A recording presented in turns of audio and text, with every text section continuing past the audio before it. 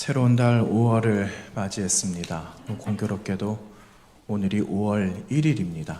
여러분 새로운 마음으로 이 자리에 나오셨을 텐데 하나님께서 주시는 새 마음으로 첫 번째 단추를 잘 꽂으시기를 바랍니다. 이번 한 달 또 살아가실 때 하나님의 음성을 잘 들으시고 또 말씀하시는 거에 민감하게 반응하시면서 하나님이 기뻐하시는 하나님의 거룩한 가정 또 우리 교회 되기를 간절히 원합니다. 여러분 그리스도인들이 신앙생활하면서 많은 이야기들을 나누지 않습니까? 성경에 있는 말씀들 많이 나누고 또 주님께서는 성경에 있는 말씀들을 강조하시고 이렇게 살아가야 한다라고 여러 번 반복하시기도 하시는 많은 말씀들 가운데 어떤 말씀을 가장 많이 하셨을 것 같아요? 힌트를 하나 드릴까요?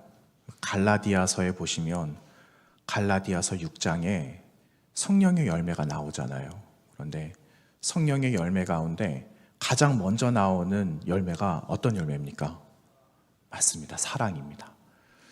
여러분 우리 주님께서 성경에 집약되어져서 무언가를 하나 딱 말씀하신다면 사랑해야 돼.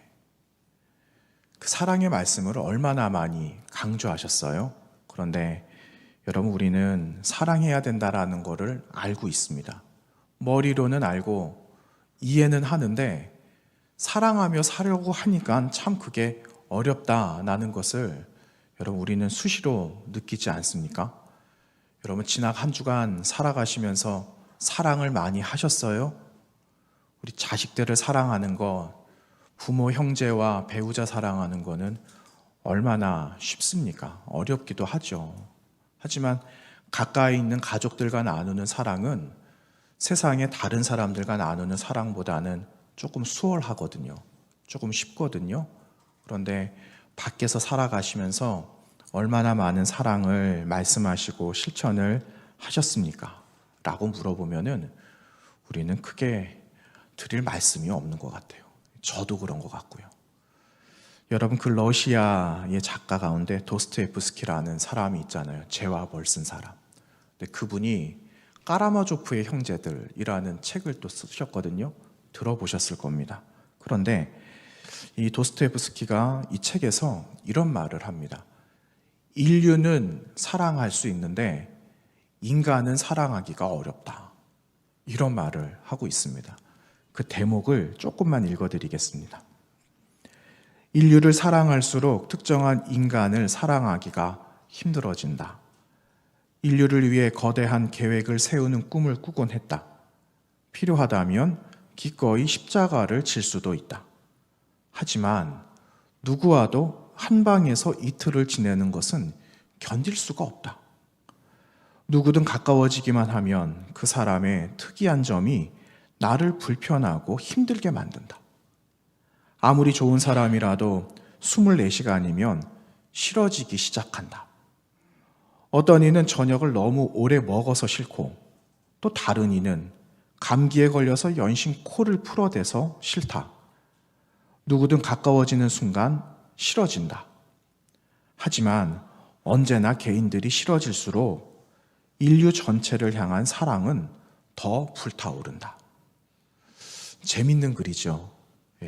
제가 좀 천천히 읽어드렸는데 공감이 되는 부분도 있고 좀 여러 가지 생각이 아마 드셨을 것 같다라는 생각이 듭니다.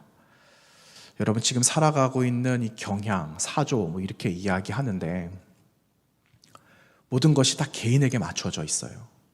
그러니까 다른 사람을 들여다보고 그 형편을 살펴본다라는 게 쉽지 않다라는 거죠. 여유가 없어. 어떻게 그것을 감당하겠어? 나 한 사람 챙기는 것도 힘든데 우리는 그렇게 생각할 때가 있다라는 거죠. 이게 현실이라는 겁니다.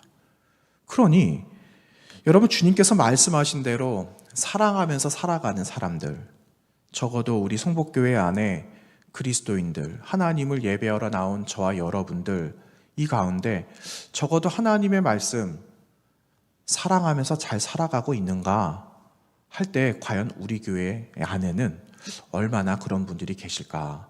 이런 질문들을 한번 해보게 됩니다.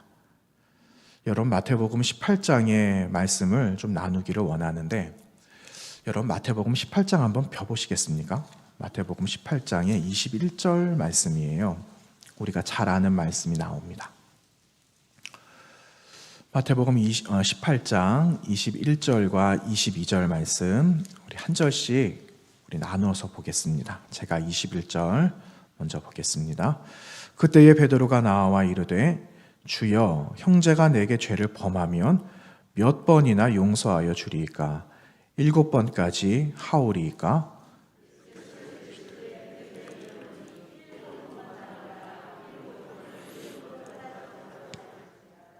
아멘. 여러분, 이 말씀은 우리가 잘 아는 말씀이지 않습니까? 그런데 그 말씀에 조금 위에를 올라가 보시면은 주님께서 제자들에게 이런 말씀하신 바가 있으십니다. 만약에 범죄한 사람이 있다. 그러면 그 범죄한 사람에게 너희가 가까이 가서 그들에게 권고해야 돼.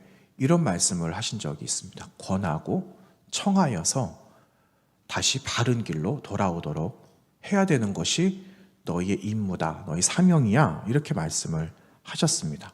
만약에 그 사람들이 너희들의 말을 들으면 너희들은 그 형제를 얻게 되는 거다, 이렇게 말씀하시거든요. 그런데 15절 이하에 계속 보시면 만일 듣지 않거든 한두 사람을 데리고 가서 두세 증인의 입으로 확증하게 하라, 이런 말씀을 하세요. 만일 그들의 말도 듣지 않으면 교회에게 말하고, 교회의 말도 듣지 않으면 이방인과 세리처럼 여겨라, 이렇게 주님 말씀하고 계시거든요. 여러분, 주님께서 말씀하신 것은 한 가지 목적이에요. 권고해라, 권면해라, 그 형제를 얻게 되니까. 주님께서는 이 말씀하신 걸 사람은 어느 누구도 잃어서는 안 된다라는 말씀을 하시기 위해서 주님은 제자들에게 이와 같은 말씀을 당부하신 거예요. 그리고 나서 조금 전에 우리가 나누었던 18장 21절의 말씀이 이어지고 있거든요. 그러니까 베드로가 말하는 거죠. 아니 주님, 그러면 주님 용서의 말씀을 해주셨는데 그러면은 그 용서를 어떻게 하면 되겠습니까? 그럼 주님 7번까지 하면 되겠어요? 우리 성경에는 7번 이렇게 나와 있잖아요. 그런데 여러분, 7이라는 숫자가 완전하다고 그랬잖아요. 이렇게 하면 될까요? 라고 그가 할 수 있는 최선의 것을 주님께 여쭈어 봤어요. 주님의 말씀 뭐라고 말씀하십니까? 주님은 7번으로 아니야, 7번만은 하면 안 돼. 7번을 어떻게 하라고요? 70번씩 70번을 7번을 해라. 여러분, 곱하기 하면 490이거든요. 그런데 490번을 하라는 말씀이시겠어요? 끝까지 하라는 거죠. 끝까지. 그런데 여러분, 이 말씀을 조금 달리 한번 해석을 해보면 너희들의 마음에 사랑이라는 게 있어? 이거예요. 너희들 마음에 내가 지금까지 이야기한 형제 사랑하는 마음들, 그리고 사랑해야 될 사람들을 사랑하는 그 마음을 너희 마음에 가지고 있으면 용서할 것이 뭐가 있어? 이 말씀이에요. 우리는 어떻게 하면은 어떻게 용서를 해야 되고 몇 번을 용서해야 되고 여기에 관심이 있지만, 주님은 용서에도 관심이 있지만 그것보다는 너희 마음에 사랑하는 마음이 있으면 그건 문제될 게 아니다. 그거 말할 거리가 아니야 라고 말씀하시는 겁니다. 여러분, 오늘 말씀에 기록되어져 있는 긍휼이라는 말이 2번이 반복되거든요. 그런데 이 긍휼의 의미는 저와 여러분 이미 다 알고 있습니다. 그런데 이 긍휼의 의미가 굉장히 넓거든요. 그런데 오늘은 이 긍휼을 용서와 사랑에 초점을 좀 맞추어서 말씀을 나누려고 합니다. 여러분, 이와 같은 용서와 사랑에 우리 주님께서 얼마나 많은 말씀을 하고 계세요? 그런데 여러분, 이때 당시 살아갔던 유대인들, 이 유대인들이 우리가 그냥 생각을 한번 해보면, 유대인들은 사람들이 선할 거야. 아니, 예수님을 알았으니까 선하겠지. 예수님과 직접 마주하면서 하나님 나라 천국에 대한 이야기도 들었으니까 그 사람들 마음은 우리랑 좀 다를 거야. 우리는 그렇게 생각해 볼 수도 있지만 여러분, 유대인들이 생각보다 그렇게 쉬운 사람들은 아니었대요. 유대인들 비판하기 좋아하고 남들 이야기하는 거 좋아하고 고집 세고 고집 불통스럽고 이러한 기질들을 이 사람들이 가지고 있었다라고 말합니다. 그러니까 그들이라고 나을 것도 없고 못할 것도 없고 그들이 그냥 우리랑 똑같은 사람이다라는 거예요. 여러분, 이때 로마가 지배했잖아요. 긍휼이라는 것은 나하고 관계가 없어. 사람들 생각은 그랬답니다. 왜냐? 긍휼은 힘없는 사람이 가지고 있는 거야.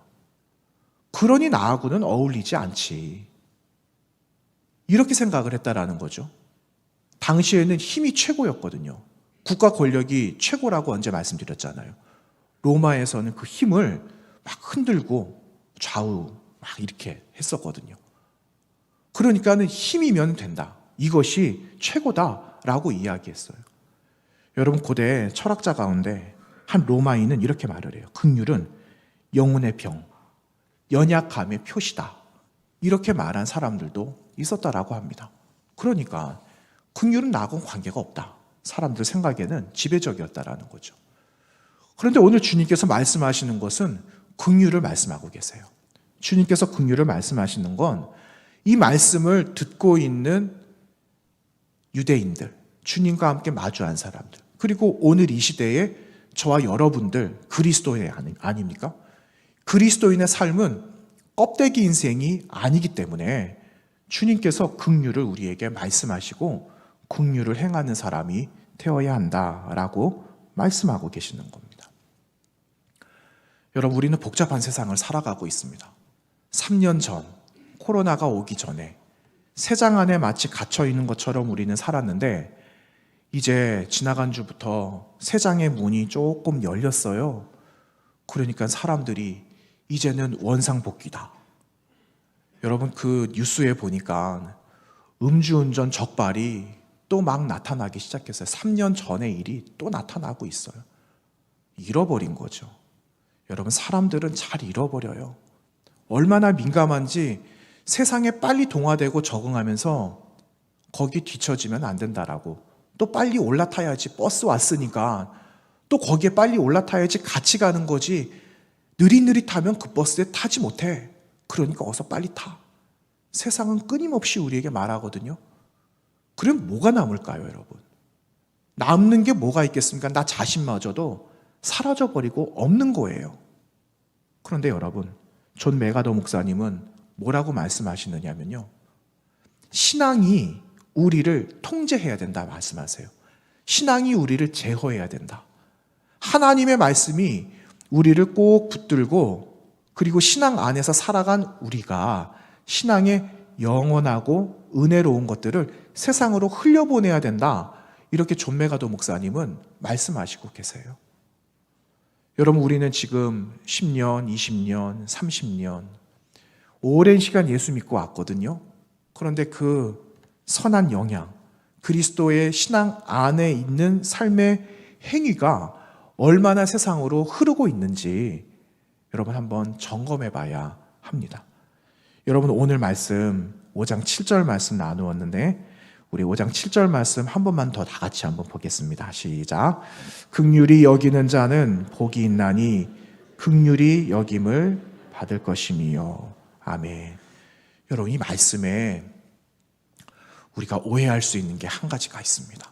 그것은 무엇이냐면은, 아니, 말씀에 긍휼히 여기라고 말씀하시는데 내가 누군가를 긍휼히 여기지 않으면 그러면 나는 긍휼함을 얻지 못하는 거야? 사람들은 그렇게 생각한다라는 거죠. 그런데 여러분, 이건 잘못되었다라는 거예요. 여러분, 우리가 누군가를 용서하고 긍휼히 여긴 바가 있습니다. 그래서 우리에게 주어지는 혜택이나 은혜들도 있죠. 그런데 내가 무엇을 행하였기 때문에 주어지는 게 아니라, 여러분, 이것은 먼저 주님 우리에게 오셔서 이 은혜를 우리에게 처음부터 주셨다라는 거예요. 여러분과 저가 어떻게 용서를 받았습니까? 무엇을 잘했기 때문에 용서를 받은 게 아니잖아요. 주님께서 이 땅에 오신 것은 우리를 용서하시기 위해 오셨거든요. 그래서 우리는 그분의 은혜로 용서를 받은 거예요. 누군가를 긍휼히 여겨야 되는 거는 은혜를 받았기 때문에 마땅히 해야 된다라는 거죠. 이것을 하지 않으면 여러분 직무를 버리는 거예요. 직무유기. 마땅히 해야 되는 것을 주님은 우리에게 말씀하시는 겁니다. 여러분, 주님께서 많은 이야기 들려주셨거든요. 그런데 오늘 마태복음 18장에 있는 이야기를 몇 번 더 이야기할 겁니다.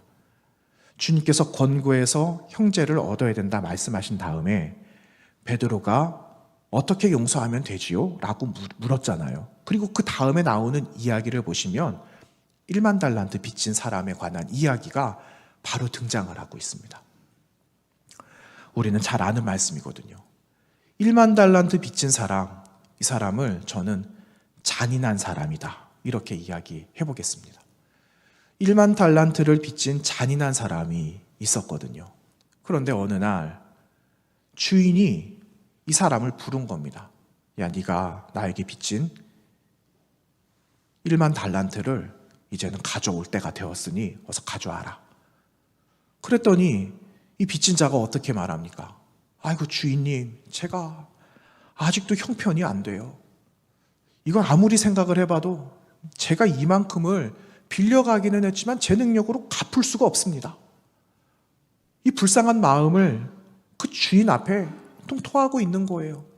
그러니까 주인께서 어떻게 말씀하십니까? 내가 그러면은 시간을 조금 더 줄게, 이렇게 하셨습니까? 그러지 않았어요. 이 주인께서 종에게 호탕하게 말씀하시잖아요. 그래, 그러면은 그 빚 없던 걸로 하자. 그렇게 해서 탕감을 해주게 되었습니다. 그 얼마나 큰 은혜예요. 그런데 잠시 후에 어떤 일이 있습니까? 1만 달란트 빚진 자가 길을 가다 누구를 만나죠? 자기에게 빚진 사람 만나는 거예요. 그랬더니 어떻게 합니까? 이 사람을 용서해주고 탕감하기는커녕 네가 나에게 빌려간 것을 다 갚을 때까지 너는 옥에 있어라 하고 옥에 가두어 버렸어요. 여러분, 옥에 가두었는데 어떻게 그 빚을 갚을 수가 있겠습니까? 누가 갚아요? 아무도 못 갚는 거죠. 그런 처지가 되어버리고 말았어요. 이 말은 너는 갚을 능력이 없으니 너는 그냥 아예 옥에서 그냥 썩어라 하는 그러한 사악한 마음을 1만 달란트 빚진 이 사람의 마음속에 담겨 있었다라는 거예요. 어떻게 됐습니까? 1만 달란트 빚진 자의 이 소식이 주인의 귀에 들리게 된 거예요. 결국은 이 빚진 자도 옥에 갇히게 되었다라는 겁니다. 여러분, 얼마나 슬픈 이야기예요. 그리고 나서 주님께서 말씀하세요. 마태복음 18장 35절 말씀에 너희가 각각 마음으로부터 형제를 용서하지 아니하면, 이런 단서가 붙어요. 용서를 어떻게 한다고요? 다시 읽어드리겠습니다. 너희가 각각 마음으로부터 형제를 용서하지 아니하면, 용서 어떻게 하는 거라고요? 마음으로 하는 거. 용서는 마음으로 하는 거다라는 그 주님의 말씀이 여기에 기록이 되어졌어요. 그 뒤에 뭐라고 기록되어졌는가? 나의 하늘 아버지께서도 너희에게 이와 같이 하시리라. 너희가 용서하지 않으면 하나님 아버지도 너에게 똑같이 하셔.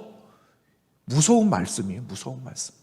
그런데 여러분, 우리가 용서를 한다? 그냥 말로 할 수 있어요. 말로. 그래, 내가 용서할 수는 없지만 눈 한번 질끈 감고 그냥 말로 한번 하고 말지. 이거는 저나 여러분이나 세상 속에서 지금까지 살아올 때 그렇게 살아왔던 모습이었을지도 모르겠습니다. 그런 모습도 있었죠.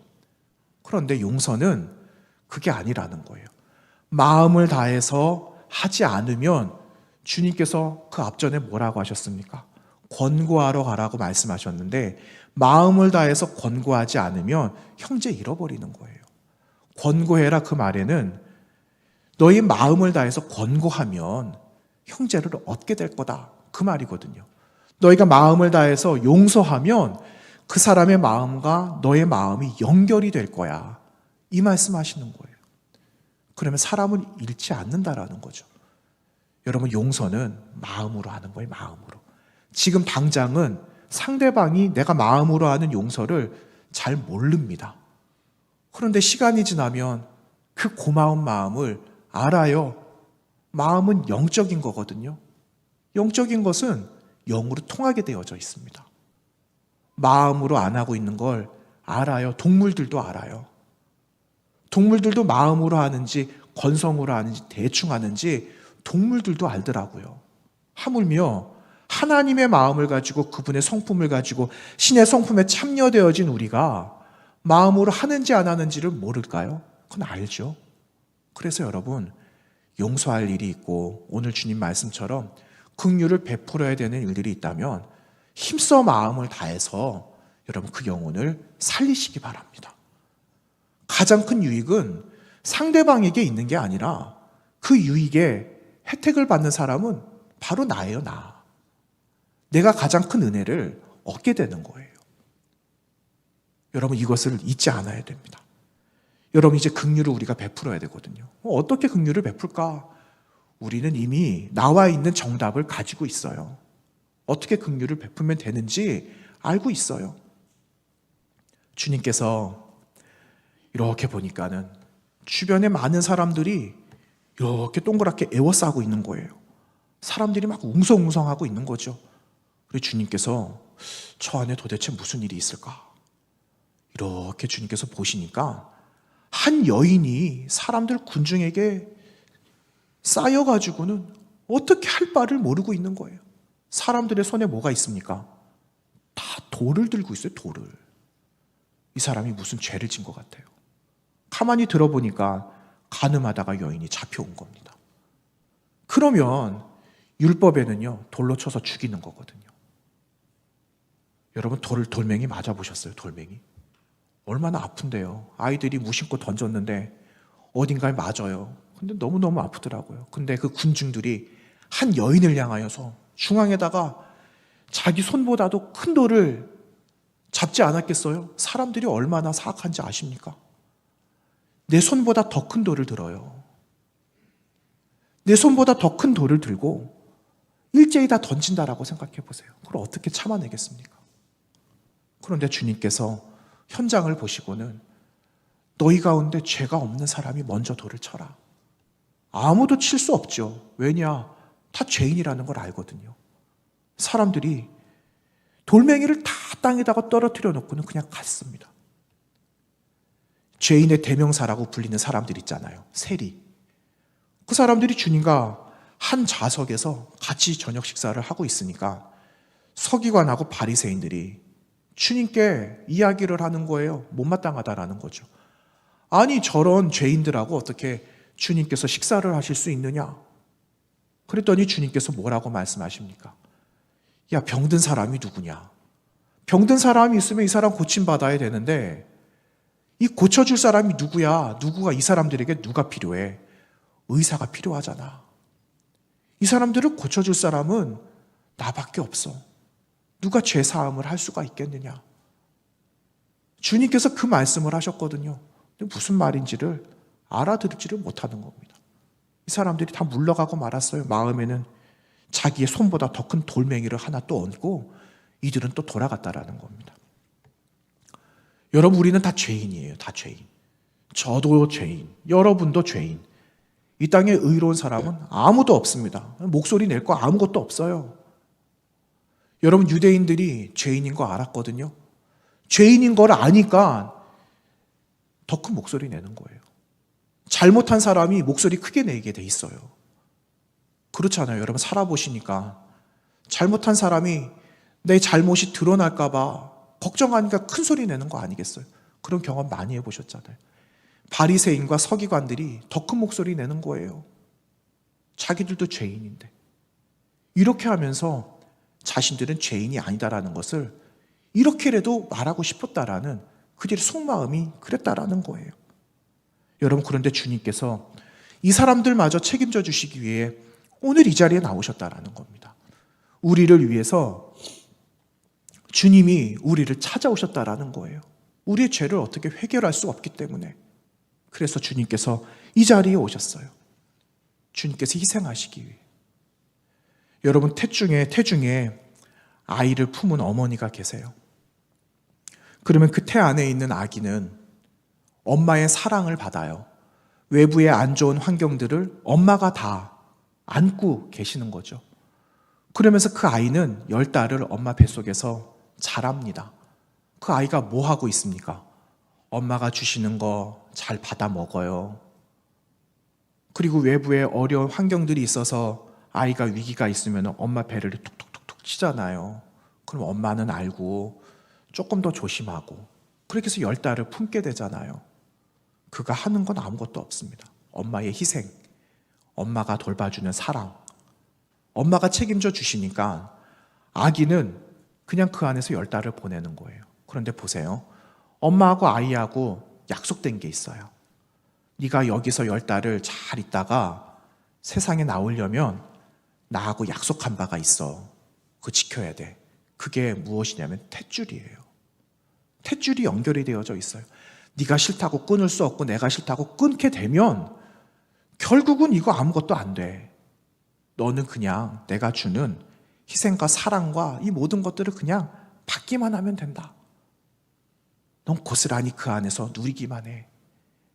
그렇게 주님은 우리에게 이러한 모습으로 은혜를 주시기 위해 우리에게 찾아오셨다라는 사실이에요. 여러분 이거 잊어서는 안 됩니다. 이거 반드시 기억해야 되는 거예요. 그러면은 여러분 우리가 주님의 희생이 그냥 사라져버리고 우리를 향하신 그 사랑, 지금까지 십자가 보혈 그리고 주님 나라에 갈 준비를 지금 다 하고 있는데 이게 말짱 그냥 헛일이 되고 만다라는 거예요.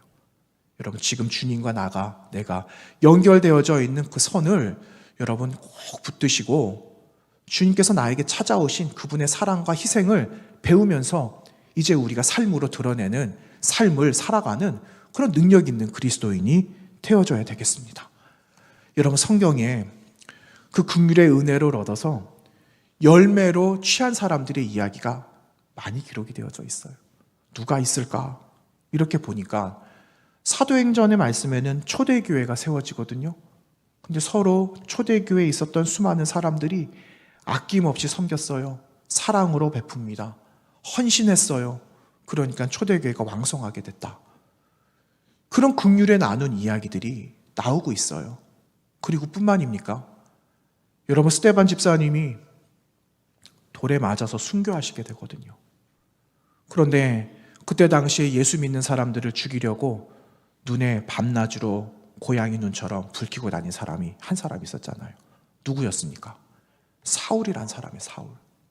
사울이라는 사람이 예수 믿는 사람을 옥에다가 가두고 난감하고 난처하게 하는 그때 스데반 집사님도 어렵게 했잖아요. 수많은 사람들이 돌을 다 치고 있는 그 상황에 스데반 집사님 말씀하셨어요. 주님, 저들이 하는 일들을 용서해 주십시오. 무슨 일을 하는지 알지 못하니 그 죄를 저들에게 돌리지 마십시오. 여러분 이 기도가 누구의 기도였습니까? 주님의 기도였거든요. 주님께서 십자가에서 하신 주님의 기도셨거든요. 그 기도를 스데반 집사님이 돌에 맞아 순교하시는 그 자리 가운데서도 그 주님의 기도를 간절하게 기도할 때 그 기도에 큰 수혜를 받은 사람, 바로 사울이라는 사람. 그 사람이 가장 큰 수혜자가 되었어요. 그 사람이 사도 바울이 되잖아요. 바울 사도가 되어져서 그가 예수를 전하는 사람으로 바뀌게 되는 놀라운 일이 사도행전 말씀에 기록되어져 있지 않습니까? 여러분 비결이 뭡니까? 긍휼이죠, 긍휼. 어머니가 아이를 안고 있는 그 마음으로 스데반 집사를 향하여서 자신을 향하여 돌을 치고 있는 사람들을 향하여서 간절하게 주님께 기도했던 마음을 다한 용서와 기도가 한 사람을 살리고 한 사람이 온 세계를 변화시키는 능력 있는 그리스도인이 되게 하였다라는 사실입니다. 스데반 집사님은 할 수 있는 게 아니에요. 저도 할 수 있고 여러분도 할 수 있습니다. 우리 마음에 그러한 주님의 마음이, 긍휼의 마음이 있다면 여러분 그 마음을 여러분 마음에 잘 품으시고 잘 간직하시면서 삶으로 드러내시는 저 여러분의 삶이 되시기 바랍니다. 여러분 긍휼은요, 긍휼 그 자체로 역사가 있어요. 긍휼 그 자체로 하나님의 놀라운 일을 우리에게 보여주세요. 여러분이 해야 되는 거예요. 해야 되는 거. 아이, 나는 못한다. 아유, 지금까지도 안 했는데 못한다. 아니, 나에게 어떻게 대했는데. 이런 거 있잖아요. 그런데 여러분, 그 마음으로 하지 않으면은 주님도 우리에게 그와 같이 하신다라는 무서운 말씀을 하고 계세요. 그것을 면하기 위해서가 아니라 우리가 용서받은 백성 되었으니까 그 마음으로 감당하는 건 마땅한 거예요. 여러분, 제가 한 번씩 초대교회사 이야기를 들려드리잖아요. 한 번씩. 그 초대교회사에 이런 이야기가 있는데 사실은 그 초대교회사 이야기를 들어보면 때로는 눈물이 날 때가 있어요. 아니, 어떻게 사람들이 나와 같은 똑같은 사람인데 나는 그들과 더 좋은 형편과 문화를 누리면서 많은 것을 가지고 살아가는데 이 사람들은 어떻게 이런 형편 속에서 이러한 생각을 할 수 있을까? 이러한 마음을 어떻게 가질 수 있지? 이러한 적지 않은 도전받을 때가 많아요. 그런데 여러분, 오늘 들려드릴 이야기는요, 강화에 사는 한 여인의 이야기입니다. 이 이야기가 1903년도에 7월 신학월보라는 책에 실렸는데, 이 신학월보라는 책은 선교사님들이 조선 땅에 와서 선교에 대한 보고 내용을 이제 본토에다가 보고하는 내용들이거든요. 그런데 신학월보에 실린 이 내용을 조선 사람들이 알기보다 미국 사람들이 더 많이 알게 되었다라고 해요. 그래서 이 내용은 여러분 저희 한번 읽어드리도록 하겠습니다. 강화 교인들이 믿은 믿음, 제목이 그거예요.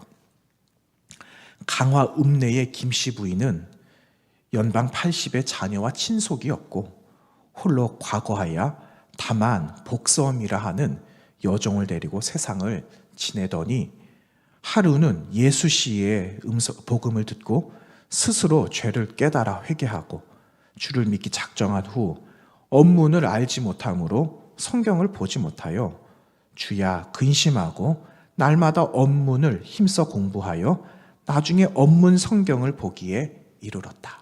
이렇게 기록하고 있어요.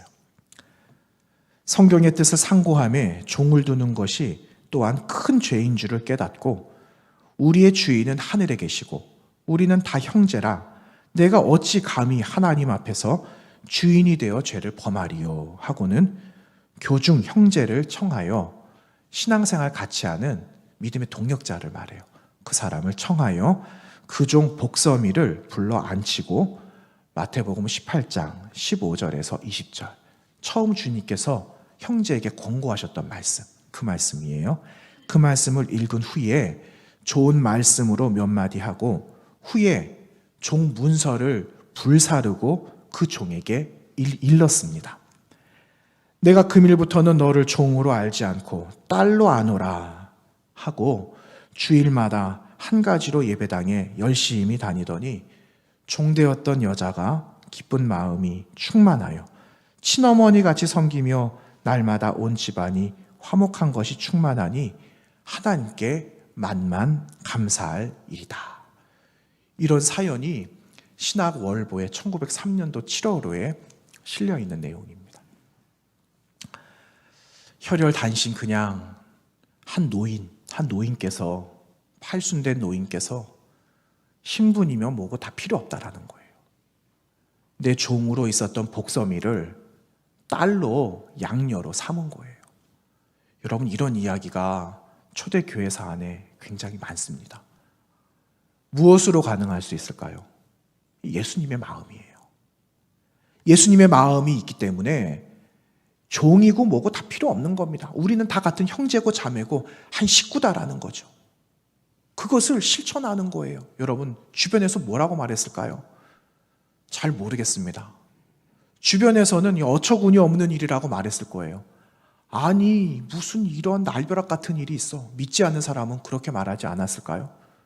그런데 날벼락이 와도 아무런 상관이 없는 건 팔순 여인의 마음에는 믿음이 있었기 때문에 예수 그리스도의 마음이 있어서 그 마음으로 종이었던 복서미를 섬길 수가 있었던 겁니다. 여러분, 긍휼은 이겁니다.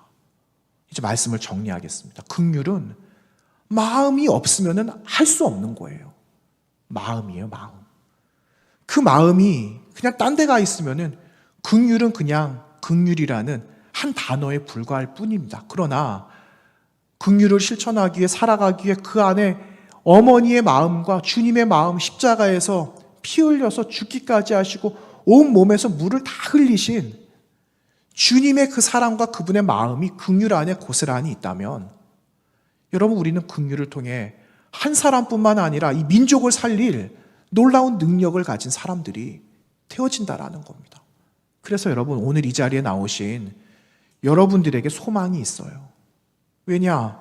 적어도 우리의 마음에는 그래도 찔리는 마음이 있고 흔들리는 마음이 있고 결심해야 되겠다라는 그 마음이 있지 않습니까? 그래서 우리는 소망이 있고, 여러분 계시기 때문에 대한민국이 소망이 있고, 대한민국에 이와 같은 사람들이 늘어나면 세계가 소망이 있는 거예요. 그래서 여러분, 긍휼을 이번 한 주간 실천하면서 한번 살아가 보면 어떻겠습니까? 마음을 다하는 겁니다. 내가 하려면 못해요. 나는 할 수 없습니다. 그러나 그 안에 계신 예수님께서 우리 마음을 역사해 주실 줄로 믿는 겁니다. 그 마음으로 하는 거예요. 여러분, 조금만 멈추었다 가고 조금만 쉬었다가 가고 내가 말하기보다 상대방의 마음을 알도록 힘쓰면 여러분, 오늘 주님께서 말씀하신 긍휼히 여기는 자는 복되다 하시는 그 말씀이 무엇인지 알게 된다라는 사실입니다. 긍휼을 얻기 위해서 긍휼을 하는 게 아니라 긍휼을 내가 말씀대로 했더니 하나님께서 나를 긍휼히 여겨주셨습니다. 이런 고백을 하는 우리 믿음의 교회, 성복교회, 우리 온 식구들이 다 되기를 간절히 원합니다. 함께 기도하겠습니다.